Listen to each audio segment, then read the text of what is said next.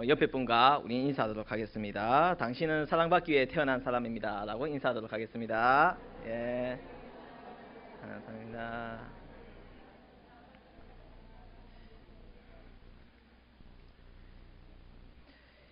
예, 여기에 계신 분들은 다들 도장 하나쯤은 다 가지고 계실 것입니다. 도장은 모든 거래에 약속을 의미하며 자기 이름에 책임을 지게 되는 하나의 증표라고 할 수도 있고 약속이라고 말할 수가 있을 것입니다. 도장집에 가서 도장 하나 만들려고 왔다고 말하면 도장과 책자를 보여주면서 고르라고 합니다.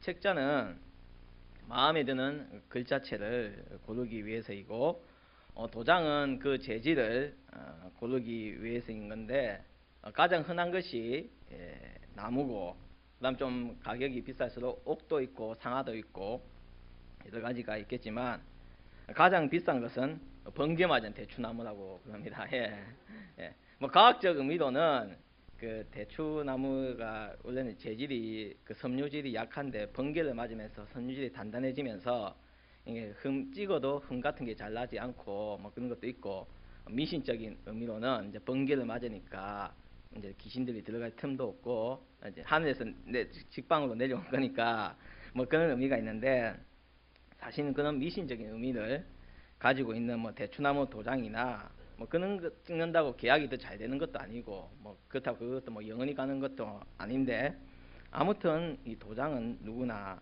다 가지고 있고 꼭 필요한 것입니다. 그래서 이것을 골라서 주면 그 이제 주인이 그 도장을 다 파고 이름을 새겨서 다 팝니다.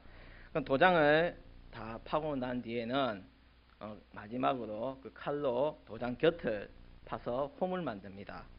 그 홈은 그냥 파는 것이 아니라 이름의 위아래를 그러니까 성 위아래를 나타내기 위하여서 알려주는 표시이기 때문에 보통 홈이 있는 쪽이 도장이 홈이 있는 쪽이 머리 이름이 위가 됩니다.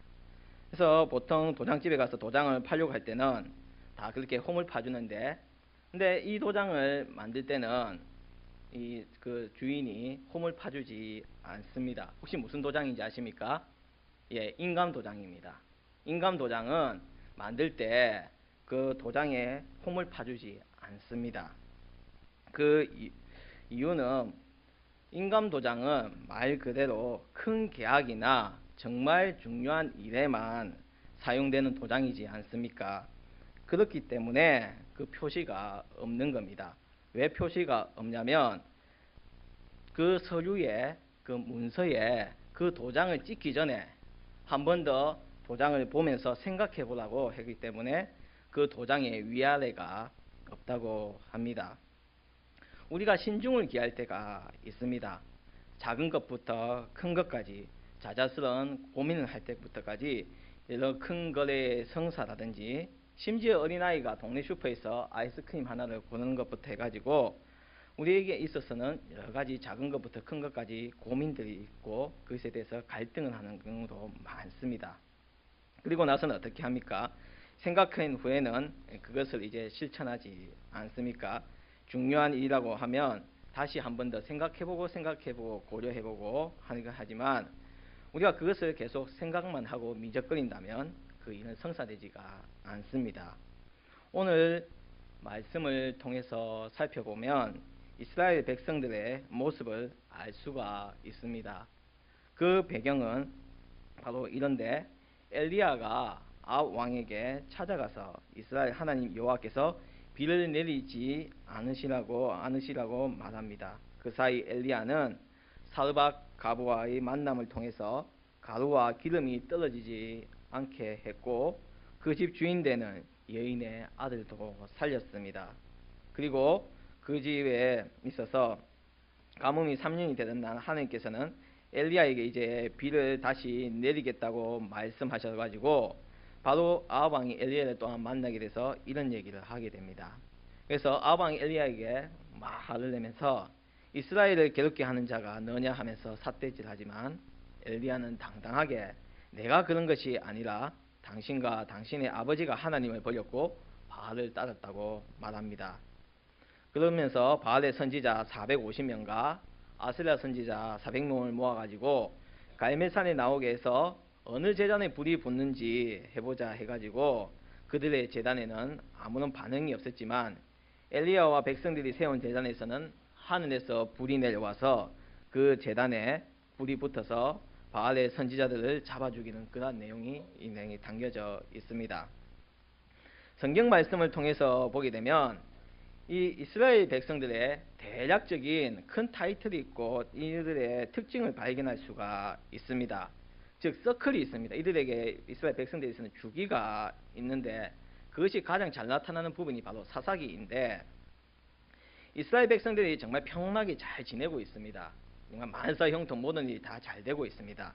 풍요롭고 행복한 시절을 보내고 있는데 그러면서 점점 나쁜 행동을 하기 시작하고 타락의 길로 가게 됩니다. 그러면서 하나님께서는 이스라엘 백성들을 이제 심판을 하십니다. 그러면 그 백성들은 잘못을 깨닫고 회개하고 하나님 앞으로 나아옵니다. 그러면 그 모습을 본 하나님께서는 이스라엘 백성들을 다시 용서해 주시고 다시 그 나라와 그 안에서 평안과 안정을 되찾게 해줍니다. 그러다가 다시 또 이스라엘 백성들은 죄를 범하게 하면서 이 주기가 계속 반복이 됩니다. 그런데 이것을 살펴보게 되면 비단 이스라엘 백성들만의 얘기가 아니라는 겁니다. 현재 우리가 살고 있는 이 세상도 그러합니다. 지금 현재 나에게 답답한 것이 없고 걱정이 없고 나에게 있는 모든 것이 형통하게 한다면 기도하는 삶이 바로 없다는 것입니다. 주님의 성전에 나와서 무릎 꿇고 기도하는 자도 없고 그냥 내 삶에 있어서 만족하면서 살아가는 자들이 점점 많아지고 있다는 것입니다. 갈급함이 없기 때문에 급할 것도 없고 걱정할 것도 없습니다.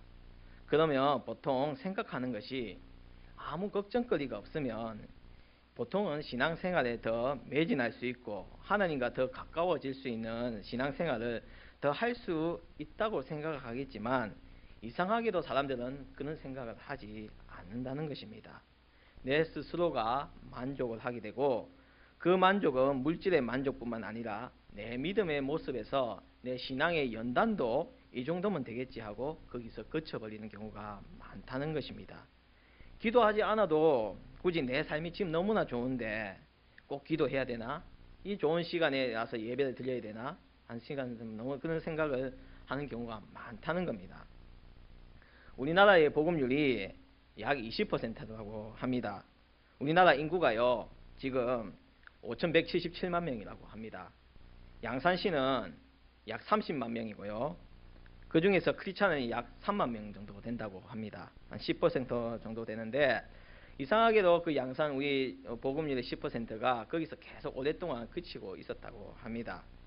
왜냐하면 다들 어느 정도는 먹고 살기에는 어려움이 없고 어렵고 힘들다고 하지만 굳이 예수를 찾는 사람들이 점점 줄어들고 있다는 것입니다. 하지만 우리가 분명히 알아야 할 점은 평안할 때 더 하나님을 찾아야 하고 아무 미동도 없는 고요한 신앙생활일수록 우리는 기도하고 예배생활에 충실히 해야 된다는 것입니다. 고여있는 물은 썩을 뿐입니다. 하지만 흐르고 나가는 물은 우리에게 있어서는 갈급한 우리의 목마름에 정말 시원한 물이 되듯이 우리가 고요하게 있을 때 우리는 썩어버리는 경우가 많습니다. 우리는 그럴 때일수록 기도함으로써 찬양함으로써 그 물에 파동을 일으킬 수 있는 반자가 되어야 된다는 것입니다. 우리는 신앙을 절대 잊어버리지는 안 된다는 것입니다. 모이기에 힘써야 되고 기도하는데 우리가 열정을 다해야 된다는 것입니다. 아합왕이 다시 엘리야에게 말합니다. 그도 급했습니다. 이제는 3년 동안 비 한 번 내리지 않으니까 왕으로서의 체면도 말이 아니었을 겁니다. 우리나라도 옛날에 조선시대 때 그 이전 시대 때 긴 가뭄이 오면 왕을 원망을 했습니다. 왕이 뭔가 잘못했으니까 비가 안 오겠지 하는 그런 생각을 했습니다. 왕이 무언가를 잘못하고 있으니까 비를 주지 않는다는 생각을 함으로써 이스라엘 땅에 비가 오지 않으니까 그 백성들이 왕을 원망하기를 시작했습니다. 그러니까 자신의 모습을 점점 비참해질 수밖에 없는 그런 경우가 있었는데, 그러면서 다시 아까 말씀드린 것처럼 엘리야를 책망하지 않습니까? 네가 바로 이스라엘을 괴롭게 하는 자가 너냐니까, 다시 아까 말씀드린 것처럼 엘리야가 이스라엘을 괴롭게 한 것이 아니라, 내가 괴롭게 한 것이 아니라 당신과 당신의 아버지가 바로 여호와의 명령을 버렸고 바알을 섬겼다고 다시 재차 반문합니다. 아합왕의 아버지는 바로 이스라엘의 6번째 왕인 오므리라는 왕입니다. 그는 하나님 보시기에 악을 행했고 그 전의 사람보다 더 악하게 행동을 했습니다. 헛된 것들로 인하여서 하나님을 노하시게 만들었고, 그의 아들이 아왕이 엘리야에게 따지는 것도 똑같이 아버지의 모습을 따르고 있습니다. 그도 역시 이전의 사람보다 더 악을 행하고 이방 나라 사람들의 딸을 취하여서 아내로 삼고 바알을 섬기고 제단까지도 만들게 됩니다. 그것도 만족하지 못해서 아세라의 상까지 세우는 것을 볼 수 있습니다. 이런 아합왕이 엘리야에게 따지니 엘리야가 또 한마디 합니다. 당신의 바알의 선지자와 아세라의 선지자를 데리고 와서 그 제단을 쌓아보자고 말하고 있어가지고, 이때 이 모든 것을 하나하나 다 보고 있는 이스라엘 백성들이 옆에 있었습니다. 엘리야가 그들에게 말합니다. 택하라고 말합니다. 왜 머뭇머뭇하냐고 엘리야가 말하고 있습니다. 여호와가 하나님이면 그를 따르고 바알이 하나님이면 그를 따르라고 큰 소리 말하지만 백성들은 단 한마디도 하지 못합니다. 지금 이스라엘 백성들의 마음은 두 갈래로 나뉘어져 있습니다. 이스라엘 안에서 바알을 숭배하여도 반대하는 사람이 없으면서도 하나님을 섬기고 있는 모습을 바로 볼 수 있다는 것입니다. 이스라엘 신앙이 바알과 혼합이 돼가지고 그런 혼합주의로 바로 가고 있음을 볼 수가 있습니다. 이것이 옳고 그른지도 모른 채 신앙생활을 하고 있다는 겁니다. 엘리야는 순수한 여호와의 신앙만을 갖도록 책망하고 있는 것입니다. 백성들이 이러지도 저러지도 못한 모습을 보면서 신앙의 결단을 내리지 못하는 그 모습을 보면서 외치고 있는 것입니다. 분명 우리는 기억해야 합니다. 신앙은 결코 융합이 아니라는 것입니다. 하나님 아니면 바로 그름이라는 것입니다. 이 모습을 보면서 우리가 생각해야 될 것은 이 백성들을 안타까워하며 그들의 모습을 탓해야 될 것이 아니라는 것입니다. 그들의 모습이 하나님과 바알 사이에서 머뭇머뭇한다는 것은 분명 찔리는 것이 있기 때문입니다. 내가 하나님 앞에 나가자니 아합 왕의 권력이 두렵고 바알 앞에 나가자니 엘리야가 저 앞에서 보고 있으니까 부끄러워서 나가지도 못했습니다. 엘리야가 둘 중 하나를 따르라고 했을 때 말 한마디 못한 그들의 모습을 볼 수가 있습니다. 이들은 스스로 변론도 못한 상황으로서 자신의 생각을 당당히 말할 수 없습니다. 이런 머뭇머뭇한 모습을 보면서 말 한마디도 못하는 그들을 볼 때 사실 제일 안타까웠던 분은 엘리야가 아니라 바로 하나님이셨다는 것입니다. 항상 자신의 마음속으로 하나님으로 가득 찰 줄 알았는데 어딜 가서나 하나님을 의지하고 믿는다는 것을 말할 줄 알았는데 하나님 측인지 바알 측인지 하는 그 선택의 기로에서 망설이는 모습을 볼 때 하나님께서 얼마나 안타까워하셨겠습니까? 우리의 모습은 절대 이렇지 말아야 될 것입니다. 처음 예화를 들었던 것처럼 인간 도장은 충분히 생각한 후에 그 서류에 도장을 찍는다 하더라도 우리가 하나님의 일, 하나님의 뜻이라면 바로 실천해야 될 것입니다. 절대 우리에게 있어서는 머뭇머뭇해서는 안 된다는 것입니다. 하나님의 뜻이 틀린 적이 있습니까? 하나님의 계획이 어긋난 적이 있습니까? 하나님의 큰 계획과 지도에 우리가 알 수 있는 것은 우리는 만분의 1도 되지 않습니다. 사실은. 하지만 우리가 그 지도 아래에 있을 때 우리는 언제나 평온할 수 있고 그것이 바로 은혜가 되고 그 지도에 의해서 따라가기만 하면 우리는 복받는다는 것입니다. 우리는 절대 하나님 앞에서 머뭇거리지 마시길 바랍니다. 우리의 삶이 어때야 되냐면 바로 이미 답이 나왔습니다. 하나님을 따라야 된다는 것입니다. 하나님을 따르는 것은 우리가 쉽게 알 수 있는 부분입니다. 바로 그것을 하나님의 뜻을 우리가 쉽게 알 수 있는 것이 바로 이 성경이라는 것입니다. 성경의 뜻대로 행하는 것이 하나님을 따르는 것입니다. 성경에는 어떻게 하라고 적혀 있습니까? 어떻게 하라고 적용해 보면 너무 많아 기억하지 못하는 것들이 너무나 많을 거죠. 하라는 것도 있고 하지 말라는 것도 있고 너무나 많은 것들이 있습니다. 그런데 딱 한 가지 우리가 바로 생각해야 될 것은 십계명만 우리가 정말 제대로 지킨다면, 십계명 주신 그 십계명만 제대로 지킨다면 우리는 정말 하나님 앞에서 정말 똑바르고 올바르고 세상 사람들 앞에서도 떳떳하게 설 수가 있을 것입니다. 바로 하나님의 법대로 사는 모습을 우리에게 꼭 필요하다는 것입니다. 우리도 사실은 지금은 법 안에 살고 있습니다. 사람이 만든 그런 법 테두리 안에서 이 사회의 질서는 법에 의해서 지켜지고 있습니다. 이 법을 통해서 사회 안에서 우리는 보호를 받고 있습니다. 하지만 이 사람이 만든 법은 한계가 있다는 것입니다.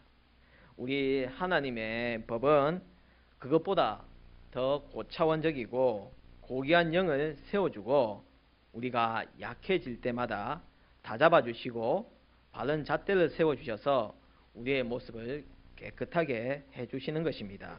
그래서 우리는 누구에게든지 나가서 나는 크리스찬이다, 예수를 믿는 자이다 라고 말할 수 있는 자가 되어야 된다는 것입니다. 엘리야가 이스라엘 백성에게 두 사이에서 머뭇머뭇거리는 모습을 보고 있을 때 이미 그들의 마음이 두 편으로 나는 것을 보면서 안타까워했는데 우리는 절대 신앙과 타협하려고 해서는 절대 안 된다는 것입니다. 신앙이 올곧게 서 있어도 타협은 그것을 넘어지게 한다는 것입니다. 타협은 어떤 일을 서로 양보하여 협의한다는 뜻인데, 하지만 우리 믿음이 타협을 하게 된다면 그 믿음은 양보하고 그런 것 상관없이 그대로 무너진다는 것입니다. 우리 예수님은 절대 타협하지 않으셨습니다. 예수님을 미워한 바리새인과 사두개인들이 와서 비방할 때 그것에 대해 모른 체 하거나 그냥 유유히 그냥 얽어맨 것이 아니라 강력한 말씀으로 그들을 이겨내신 것을 우리는 볼 수가 있습니다. 엘리야의 모습을 보십시오. 그는 한 명이고 적은 850명입니다. 일당 100이라고 해도 많은 수입니다. 그러나 엘리야는 하나님의 능력과 힘을 믿었습니다. 당당하게 아합에게도 말했고 바알과 아세라 선지에게도 말했습니다. 그에 대한 믿음으로 그는 그 자신감으로 주시는 그 믿음으로 바로 그 우상을 이겨낼 수 있었다는 것입니다. 우리가 무언가의 일에 결정이 내려야 할 때 신중을 가야겠지만 다시 한번 말씀드립니다. 하나님 앞에서 하나님의 도를 따르는 것에 있어서는 절대 우리가 머무름이 없어야 될 것입니다. 하나님 앞에 나와서 따름을 고백하고 결단할 때 하나님은 응답해 주시고 해결해 주십니다. 우리의 삶이 온전히 하나님께 눈을 맞추어서 기도하고 믿으시기 바랍니다. 기도할 때 들으시고 허락하시어 응답해 주십니다. 그리고 기도할 때는 바로 결단하십시오. 이렇게 해주시면 뭐 하겠습니다가 아니라 제가 먼저 주님 앞에 나와 결단할 때 하나님은 그 모습을 보시고 바로 응답해 주신다는 것입니다. 응답이 늦어진다고 낙심하지 마십시오. 우리가 알고 있는 시간과 하나님의 시간은 다릅니다. 우리의 오랜 시간이 하나님 앞에서는 극히 짧은 시간이 될 수 있고 즉시 나타나는 응답은 그 이전 내가 쭉 옛날부터 간구했던 것들이 이루어져서 나타난 것일 수도 있을 것입니다. 하나의 예를 들고 마치려고 합니다. 옛날 미국 남북전쟁 때 일입니다. 한 남자가 남과 북의 경계선상에 살고 있었는데 그는 남쪽 군인들도 남군도 지지를 했고 북쪽 군인도 이렇게 지지를 했습니다. 그래서 아래에 있는 남부 연합군의 회색 바지를 입고 있었고 위에는 북군의 푸른색 윗도리를 입고 있었습니다. 얼마 후 그가 살고 있는 곳에서 치열한 전투가 일어났습니다. 그 남자는 옷 때문에 안전할 것이라고 생각했으면서 그 막 총알이 빗발치고 있는 데서 어슬렁어슬렁 거렸습니다. 그 사람 어떻게 됐을까요? 예, 총 엄청나게 맞았겠죠. 예, 북군에게는 맞죠? 그 무엇을 받겠습니까? 그가 맞죠? 입고 있는 회색 바지를 보았을 것이고, 남군들은 무엇을 봤을까요? 그가 입고 있는 윗도리에 파란색 윗도리를 봐서 서로 총을 쏘면서 오히려 2배나 위험해지고 말았다는 것입니다. 교회와 세상에 양다리를 거치고 즐기는 사람들이 있습니다. 절대 그렇게 해서는 안 됩니다. 세상에서는 죄와 쾌락을 맛보고 즐기면서 천국은 가겠다고 하는 사람들이 이 세상에는 있습니다. 하지만 우리는 결코 그렇게 해서는 안 됩니다. 우리는 오직 한 곳만을 분명하게 밟고 일어서서 주님 앞에서 나아가 악에서 승리하는 자가 되어야 된다는 것입니다. 하나님 앞에서 한계를 두지 마시고 그 어느 것 하나 하나님의 능력을 믿으십시오. 하나님은 가능케 하시는 분이시라는 것을 믿고 결단하시길 바랍니다.